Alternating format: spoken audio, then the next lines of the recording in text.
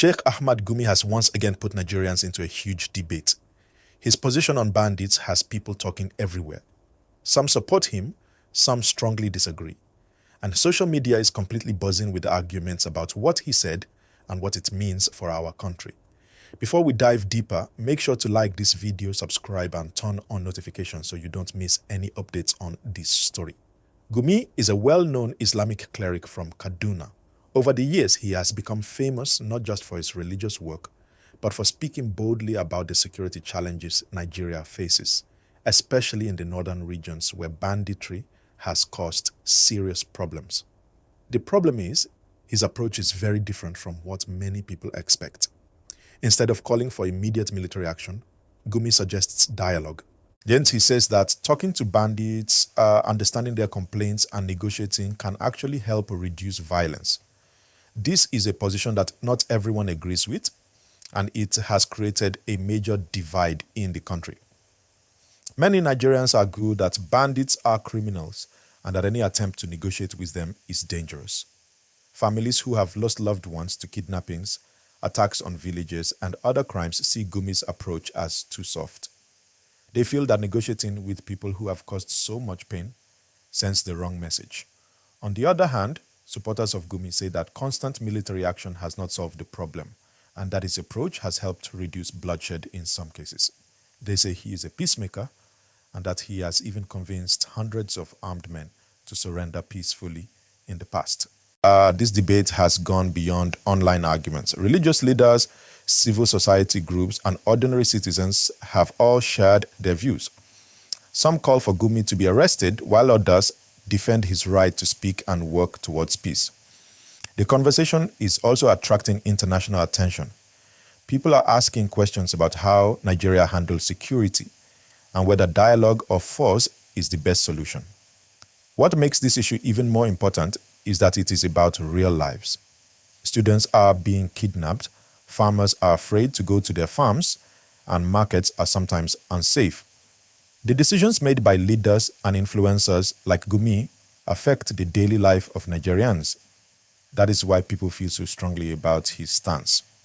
Now, it's important to understand both sides of this argument. Gumi believes that talking and negotiating can help stop the violence.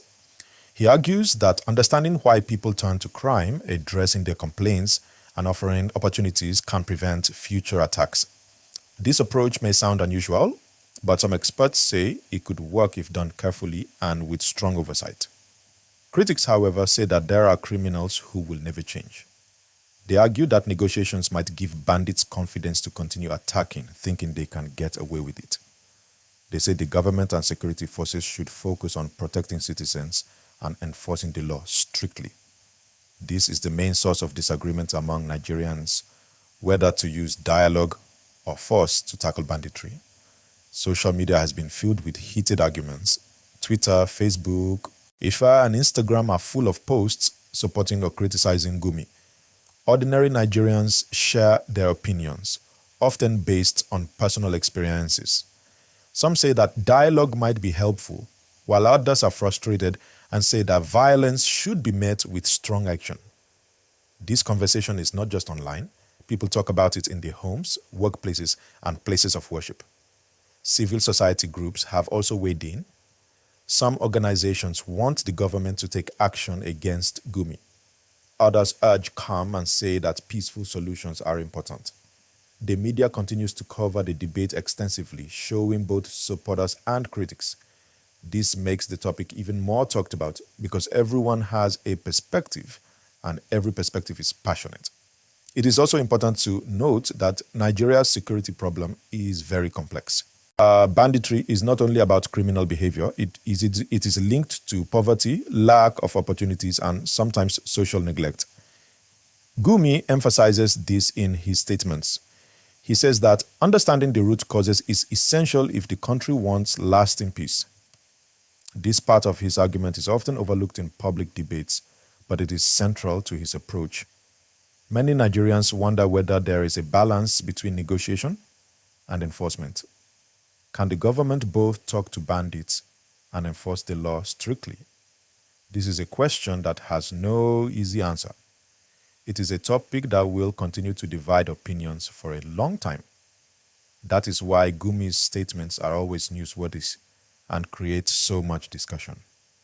While this debate continues, it is also important for Nigerians to think about the human side of the story. The families who have suffered loss, communities that live in fear, and the daily life of ordinary citizens are all affected. Gumi's position challenges people to think differently about security, but it also highlights the pain that exists when violence continues unchecked.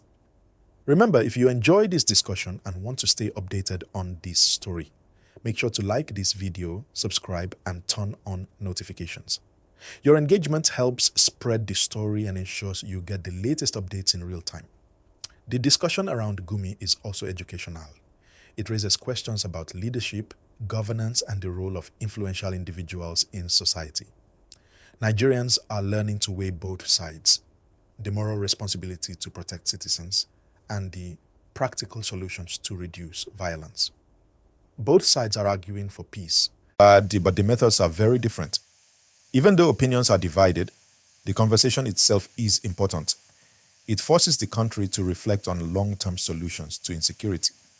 Should the government only use military force? Should they combine dialogue and enforcement? Should civil society and religious leaders play a larger role? These questions are part of the broader conversation sparked by Gumi's statements. This is why every new statement by Gumi makes headlines. When he talks, Nigerians listen. Not always because they agree, but because the issues are real, immediate, and affect everyone. His ability to create national debate is undeniable. At the same time, it is crucial to remain respectful in these discussions. People have very strong feelings, and these debates can get heated.